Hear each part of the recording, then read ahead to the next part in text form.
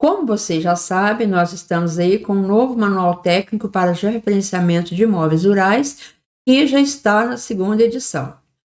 A primeira edição foi em abril, quando o INCRA concentrou os manuais em um manual só, que se passou a chamar Manual Técnico para Georreferenciamento de Imóveis Rurais. Porém, agora em dezembro, foi lançada a segunda edição, onde temos atualizações de alguns métodos de posicionamento e mais alguns procedimentos. Aqui nós estamos dividindo os vídeos sobre o comentário das mudanças, das alterações, em 3 vídeos. Neste primeiro vídeo, nós estaremos comentando sobre alterações que se referem a limites, a confrontações ou vértices comuns em 2 imóveis e mais alguns outros procedimentos referentes a limites, que seria o que estaria no Manual Técnico de Limites e Confrontações.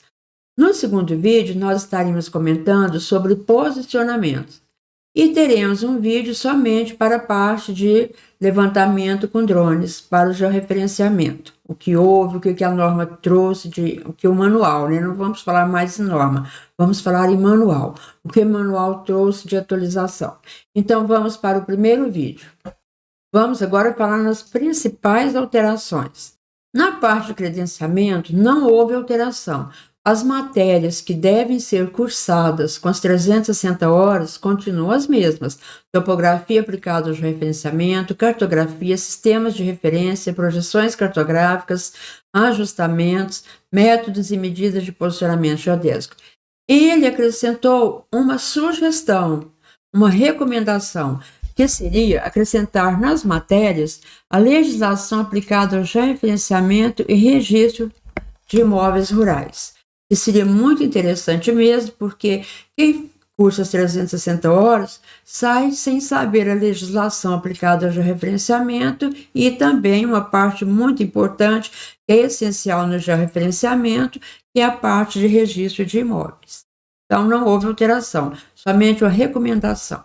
Quando nós solicitávamos uma análise de sobreposição ou um cancelamento por motivo de sobreposição, alguns analistas, através do endereço que nós informávamos no CGF, ele enviava uma carta para o proprietário comunicando do cancelamento. Outros analistas solicitavam que nós fizéssemos isso, mas a gente ficava assim, meio constrangido, meio contrariado, porque no manual de gestão era obrigação, ou era, não que seja obrigação, mas era uma atribuição do comitê fazer isso. Mas alguns analistas solicitavam que nós fizéssemos. Agora, isto é uma realidade. Quando houver este caso, nós seremos responsáveis pela comunicação ao proprietário que a parcela dele será cancelada, que nós estamos solicitando o cancelamento, e ele vai assinar, é claro, que está ciente desta comunicação. Porém, se ele não concordar e desejar apresentar uma defesa, nós vamos juntar essa manifestação do proprietário juntamente com a comunicação e enviarmos junto com os documentos, com os anexos do cancelamento. Se você não fizer isso, o que vai acontecer? O analista vai solicitar e, de todo jeito, se você não apresentar, ele não irá proceder à análise para o cancelamento e só vai atrasando. Quando você se deparar com o imóvel certificado, seja via CGF ou através do SNCI, que são a primeira e segunda norma, recomenda-se efetuar o levantamento e confrontar as informações obtidas com a já existente. Até aí normal, sempre foi assim. Mas agora uma outra opção, que é você obter os arquivos dos dados de levantamento, ou seja, arquivos brutos, RAINTs, relatório de processamento, tudo que subsidiou a determinação das coordenadas dos vértices da parcela através do responsável técnico pela certificação. Você liga para o colega e fala: colega, estou fazendo imóvel confrontante ao que você certificou, pode obter esses dados, esses arquivos? Isso é bom quando nós confiamos no colega que fez o imóvel vizinho. Então, tudo bem você obter os arquivos dele. Mas quando o vizinho, aquele garminzeiro, aquele googlezeiro, né, que faz pelo Google, que todo mundo sabe quem é, mas todo mundo faz vista grossa e que dá trabalho para a gente, prejuízo para o proprietário, mas isso é assunto para a gente falar só entre a gente, né? Aí tudo bem, você não vai solicitar o arquivo dele, você vai fazer o procedimento normal, você vai fazer o levantamento, confrontar, e você vai ter o quê? Se você concordar, você vai adotar as mesmas informações dele, o número do vértice, as coordenadas, tudo certinho.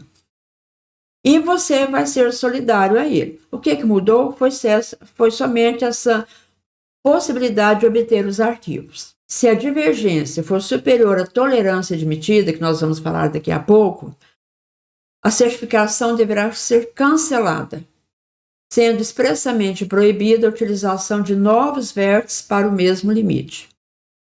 Mas nós falamos em conferência, em tolerância.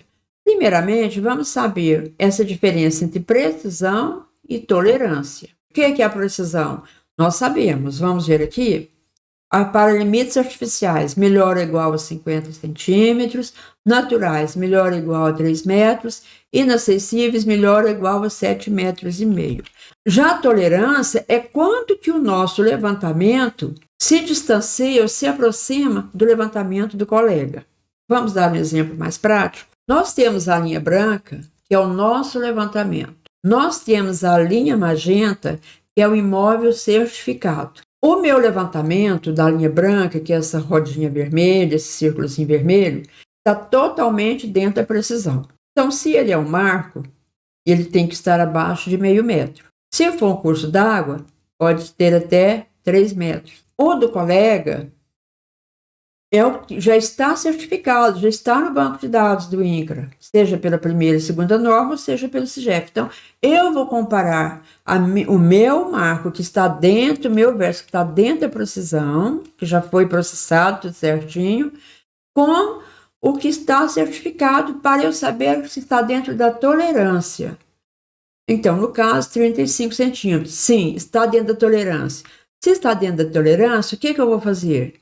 Eu vou usar coordenada e o vértice do colega. É como se eu pegasse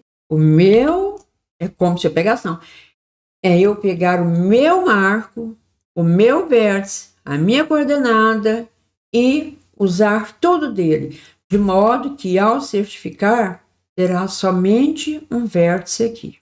Entendido? Houve uma mudança na tolerância, e uma mudança muito grande. Vocês lembram que antes eram 3 sigmas, ou seja, 1,5 metro, porque cada sigma corresponde a 0,5 metro. Agora não, a tolerância será de no máximo 3 vezes o valor da precisão para o tipo de limite, que seja artificiais. Se é 0,5 metro, será 1,5 metro. Então você está numa cerca, é um limite artificial. Você pode até 1,5 metro, você obrigatoriamente usará a coordenada dele. Em limites naturais, 9 metros. Isso quer dizer o quê? Que nós veremos muito rio cheio de curvas, retas, né? Aquelas retas, sabe? Que vai atravessando curvas. Tudo bem, né? Com o tempo vocês me contam como que está isso aí, tá? Inacessíveis seriam 22,5 metros, mas como eu achei muito, eu deixei em branco, porque eu creio que se é inacessível, nós vamos usar o mesmo método que o colega usou. E se ele usou o mesmo método, então não será 22,5 metros, né? É claro que não. Então, mesmo que seja 22,5 metros, eu creio que é melhor deixar em branco. Com quem que nós iremos comparar? Se for imóveis lindeiros certificados, nós vamos comparar com imóveis certificados pelo CIGEF ou pela segunda norma. Mas nós temos agora também uma outra modificação, que é usar os vértices, comparar com vértices imóveis que estão somente georreferenciados e não certificados. Onde nós teremos esses imóveis? Quando se tratar de usucapião, quando se tratar de retificação e etc, né? Se os imóveis somente estiverem georreferenciados, nós vamos efetuar o levantamento e confrontar as informações obtidas com as já existentes. Então, nós nos deparamos com o marco. Ele não está certificado. Vamos ligar para o colega. Esse marco está lá implantado de bobeira ou você fez algum procedimento? Ele pode dizer, não, está em processo de usucapião, ou em processo ou ele foi retificado. Então, você pode obter os arquivos e os dados de levantamento com o colega, porém, você vai avaliar a monumentalização, ou seja, a implantação dos marcos, se o marco está implantado no local correto, se tem cercas, muro, tudo nós vamos fazer essa análise. Se estiver tudo correto, nós vamos adotar as mesmas informações posicionais, desde que concordemos. Está tudo correto? Por quê? Isso evita, às vezes, o colega estar com o processo de usucapião e ainda não foi deferido. Porém, ele fez o levantamento, tudo bonitinho, tudo certinho, você conferiu, está dentro do limite da acurácia, da tolerância, então você vai usar essas mesmas coordenadas. Quando ele for certificar, ele não terá problema, porque se nós certificarmos antes dele, ele teria que adaptar ao nosso. A mesma coisa é quem fez a retificação, mas olha, pessoal, e se tiver feito, se tiver tudo correto, marco implantado, tudo certinho. Então, aí nós vamos usar as informações dele. E se você discordou, e se não estiver correto?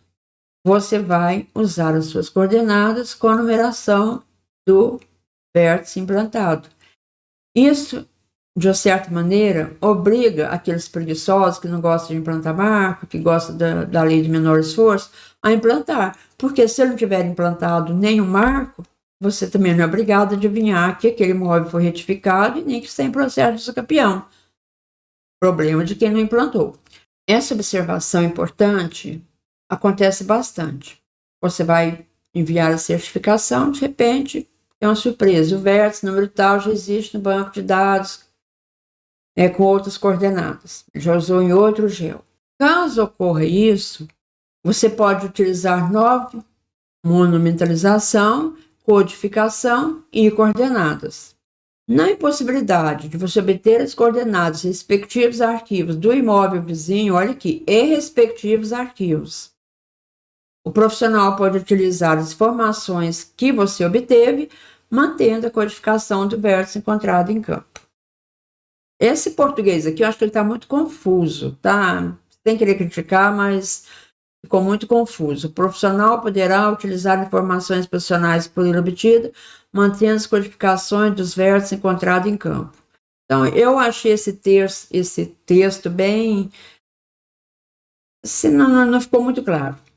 Nos limites comuns a projeto de assentamentos ainda não certificados, porque se ele tiver certificado, você vai fazer aquela comparação como se estivesse comparando com outro imóvel qualquer certificado. O credenciado deverá obter informações sobre o projeto de parcelamento junto à superintendência responsável para que o credenciado proceda à devida monumentalização dos vértices definidor de limite entre as parcelas ou sua substituição quando esses estiverem danificados. Então, você vai ligar. Olha aqui, gente. Aqui, ele fala credenciado duas vezes. Eu penso que um credenciado é o que está solicitando informação. O outro credenciado, certamente, é o que é o responsável pela implantação do marco, né, ali, do monumentalização dos vértices, que vai definir os limites, ou vai substituir quando esses estiverem danificados. Fala agora no manual bem claro, o credenciado não poderá implantar marco onde já houver um implantado. Cada vértice deverá ter apenas uma coordenada. Então, se já tem um marco implantado, não implanta outro no vizinho. Isso aqui já é mais do que falado, né? Isso aí, não sei por que ainda temos que fazer. Muito desconhecimento. Vamos falar agora de alteração de parcela certificada. Quando que nós vamos alterar uma parcela certificada? Quando houver um desmembramento ou parcelamento, ou remembramento ou atualização de parcela. O desmembramento e parcelamento nós já sabemos o que é e quando é feito, o remembramento também. Então, vamos comentar sobre a atualização de parcela, que é um item novo. Este manual considera uma atualização de parcela.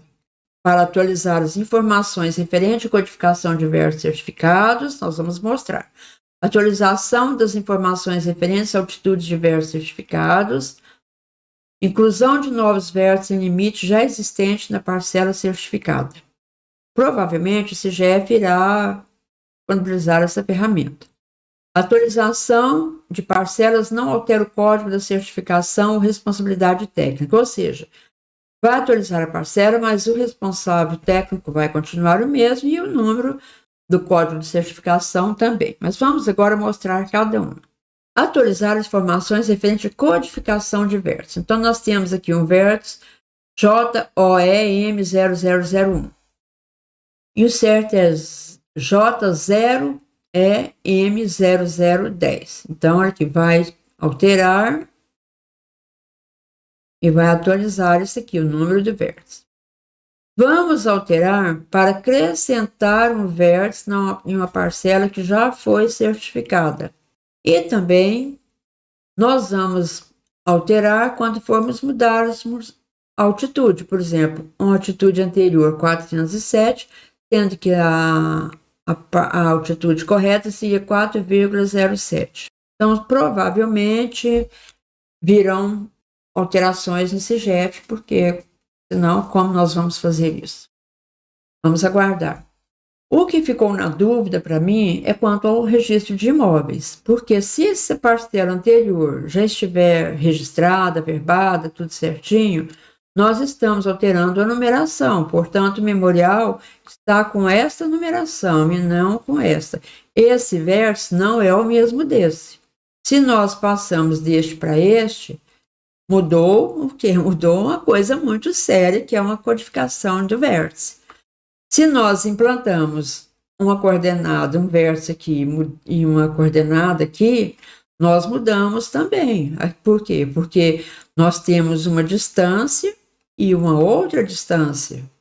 Ainda que o azimuth continue o mesmo, né? Mas se nós estamos acrescentando um vértice, provavelmente uma coordenada, seja o que for, provavelmente não é à toa, né? Em algum local ele foi medido, teve o levantamento dele e teve uma coordenada que não é com certeza a mesma dessa linha. E a altitude altera a área. Então, se o imóvel já está registrado, vamos aguardar, porque vai alterar a área. Vamos aguardar, então, o pronunciamento do CGF quanto ao registro de imóveis ou do próprio registro de imóveis. Quanto a essa inclusão de vértices em parcelas certificadas, tanto no caso de desmembramento ou de atualização de parcela, e nós vamos incluir esses novos vértices, há uma tolerância para isso. Se for uma tolerância de 0 a meio metro, essa inclusão será automática. Se for de meio metro a 9 metros, irá para análise. O analista irá proceder uma análise para saber se vai autorizar ou não. E se for acima de 9 metros, nem pense, não é permitido. A guarda de peças técnicas eu vou comentar somente até chegar na guarda de peças técnicas do levantamento, né, dos métodos de posicionamento, quando nós formos falar nesse vídeo, e depois os de drone, nós iremos falar no vídeo de drone. Então, aqui nós estamos falando da parte documental, etc. O que houve uma mudança foi o acréscimo deste item. Também deve ser disponibilizado. Nada não. Entendedores entenderão. Também deve ser disponibilizado cópia dos arquivos ao contratante dos serviços. Viu? Isso é importante. Você vai fazer um desmembramento, o proprietário não consegue os dados, não consegue o levantamento, não consegue nada, ele não tem cópia de memorial, de nada. E nós vamos fazer um desmembramento, o colega não quer entregar ele acha o seguinte, que ele retendo tudo isso com ele, que ele vai segurar o cliente. Na verdade, ele não vai segurar. O que vai segurar o cliente, o que é? É o seu bom serviço, o seu bom trabalho. Continua os mesmos documentos, cópia das certidões, cópias da matrícula, título de domínio, peças técnicas, cópia das peças técnicas existentes em órgãos oficiais que tratam de limites de imóveis. Nas considerações finais, nós temos observações importantes. O levantamento das estradas e cursos d'água, olha o quanto isso é importante. por não haver procedimento consolidado junto aos registros de imóveis, aos registradores de imóveis, ou seja, levantamento de estrada, na norma anterior falava, mas ele disse que não tem procedimento consolidado. E cursos d'água, se é pelo margem, se é pelo meio, como que é, deverá obedecer à recomendação do oficial de registro da jurisdição de localização do imóvel. Agora, vocês fiquem atentos pelo seguinte, tem gente que está falando que o cartório vai decidir se é GPS. Não é, gente, não é o tipo de levantamento, é o levantamento. É como será feito o levantamento da estrada. Se aquela estrada vai cortar o imóvel, se não vai, se é pela margem, se é pela faixa de domínio. Eu penso que é isso, tá? Para mim não ficou claro, mas eu penso que é isso.